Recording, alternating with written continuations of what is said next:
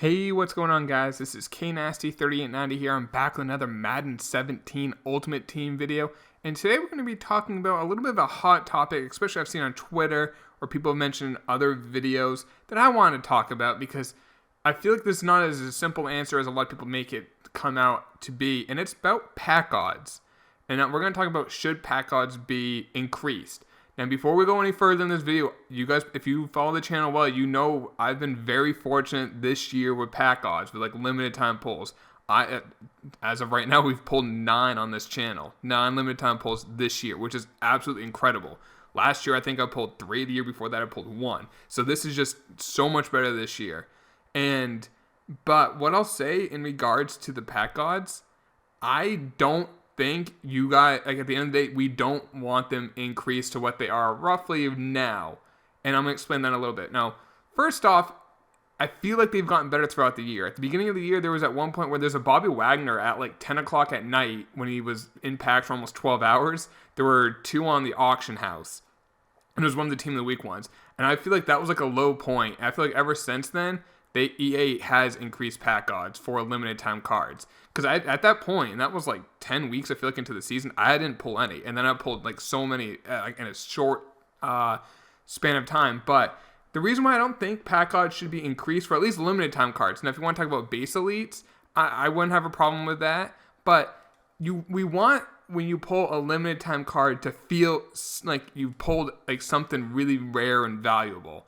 You want to feel like have that rush, like, oh my god, I just pulled that card. Like, trust me, I've had it a lot. But like once like I said, I just pulled that Romo earlier tonight. Actually, when I'm recording this, as we pulled an elite, I think here. Nope, it's just that red jersey. You don't feel the same rush when you get that first or second or third one. Now, you're probably just thinking, well, maybe I'm just coming off as we get a base elite or alternate chem, rich incognito. I'm just been very fortunate, so that's why I'm thinking that way. But it's also like, if everyone's pulling, let's just say if everyone pulls 10 limited time cards a year, like let's just say if you open 1,000 packs, you get 10. So like 100 packs, you get a limited time card. First off, those limited time cards are going to be not very valuable. They're going to go for like 100,000 coins tops, like the best ones. So I mean, and I guess in that case, the best cards will be cheap. But then it's like, I don't know.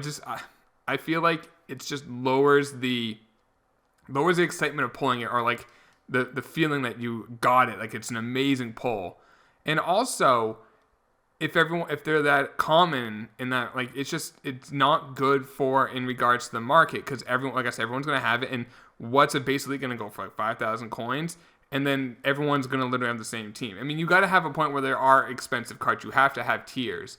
Now, in regards to packs, though, I understand why people are upset about pack odds on this respect. That the packs cost so much money. And I've mentioned this in a prior video. I've mentioned this on Twitter. I've mentioned it in a lot of other videos, actually, about the price of packs. And before we go any further on this little bundle, now I bought these bundle with coins, so I didn't spend any real money, in case you're wondering.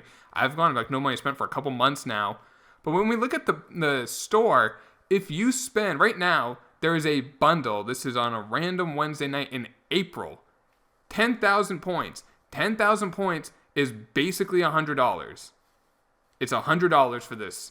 If you spend $100, I think you should get a limited time card. And that's where I feel like it's kind of not a simple answer. Because like if you spend $100, you should get a limited time card. So what my solution would be is keep the pack odds the same, but lower the price for points for packs. And I mentioned this in another video, like I said. I will have a link to that in the description if you do want to see that whole, because I don't want to go on that full tangent there. But they should lower the cost of packs for the dollar amount, like real dollar amount. Like, I think the most expensive bundle should be like $20. More people will buy those bundles, but then people won't be upset. If you spend $20 for like all these packs that came in this, and you don't pull an ultimate, you don't pull like that 97, right now there's a 97 Robert Griffin III or a 99 Tony Romo, you don't feel as bad. It's like, it's $20. If you spend $100 and you don't get it, you're just like, what the F, man? I just spent $100. Why didn't I get something? And I completely understand. And that's where earlier in the year I was so frustrated, because I was spending real hard-earned cash, a lot of it, and not getting jack squat. And ever since I've gotten no money spent and just spending this in-game currency that loses its value once the new Madden drops, it's not as bad. It's like, okay, yeah, I'm spending some coins, but you know what? You can make the coins back. And then a reason why I don't think they should change the price of the coins, because I feel like they can make the packs valuable without having to pull a limited time card. For instance, I think every single card should have sets it can go into. Not one, but at least two. For maybe I would say player cards. I guess like these like the stadiums, the jerseys, yeah, like what they have for badges, I have no problem with that. Bronze cards right now, it literally is bronze player sets. Team heroes or something like that should be in the game year round. That way it gives these cards value. Silver cards now have a little bit more value because of the MVP sets. Gold cards have value for the MVP sets. They have their gold player badges. They have like MVPs, positional heroes. They have a lot of they did not really anymore because it is later in the year, but they did have a lot of value that if you want to just pick apart and sell every single part of your pro pack, even if you just pulled like an 80 overall gold, 2 silvers, there's 3 bronze and those other parts, you could probably make like 3,000 to 4,000 coins back if you just sold everything off and if you got like a good silver, you can make your coins back off that one silver card. And at least that way, if you're opening with the coins, you're not getting burned. That if you put, it's going to be a little tedious, but if you put that time in, you get your coins back. Or you can at least add everything into badge packs, which is what I normally do, and then just rip like large quick sells or a signature pack or veteran pack or whatever it may be. So I feel like that's what they should do. Is that yes, if you want to spend real money, there should be value into it. If the most expensive bundle is $100 like it is next year, I think they should raise pack odds. I think like if you spend $100 on a bundle, you should get one of the best cards in the game every single time. Whatever the new bundle is, it should guarantee the best card. If that's what you're going to charge $100 for a bundle when the game itself costs $60, you should include it. However, if they lower the price of those, make them like $20, $30 more expensive bundles in the game, but then the coins stay the same, and you can just be like, I'll spend $20, get all these packs, sell everything off. You get a good value.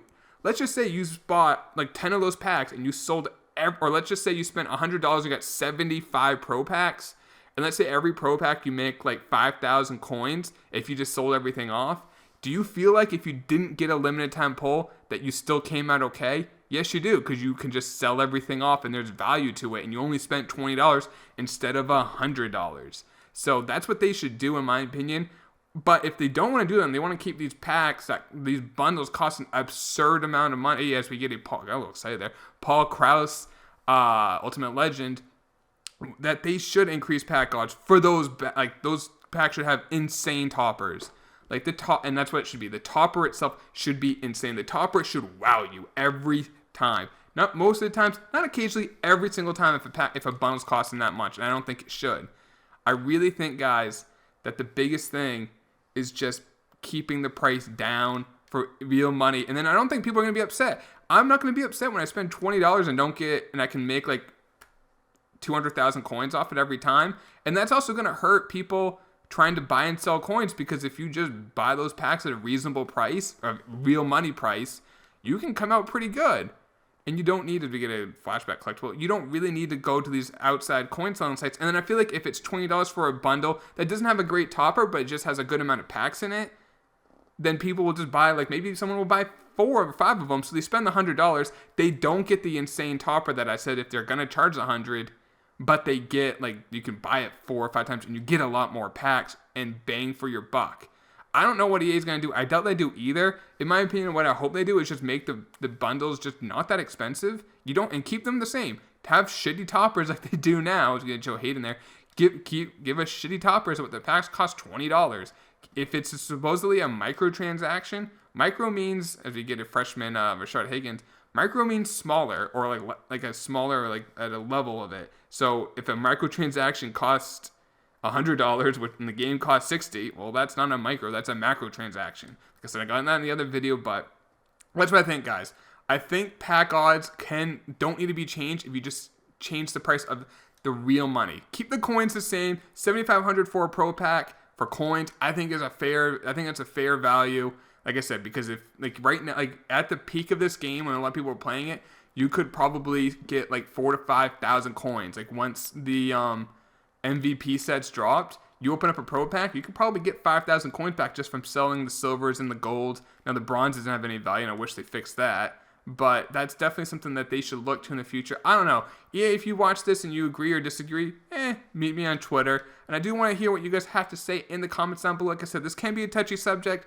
I obviously have had really good pack luck this year, so people may think that that's the reason why I'm saying this, but I've had terrible pack luck in prior years. I had terrible pack luck the first 2.5 months of this year. I didn't have anything. I understand when people say they don't pull jack shit. I've been there. It sucks. But I'm going to end the video now, guys, on this last pack because my binder is now full. 1,700 items. Hope you guys did enjoy it. Like I said, trying to make you think about it that it's not just as simple as just raising the pack odds, because if you do, then everything, the market just goes to shit, and then everyone's going to probably have the exact same team.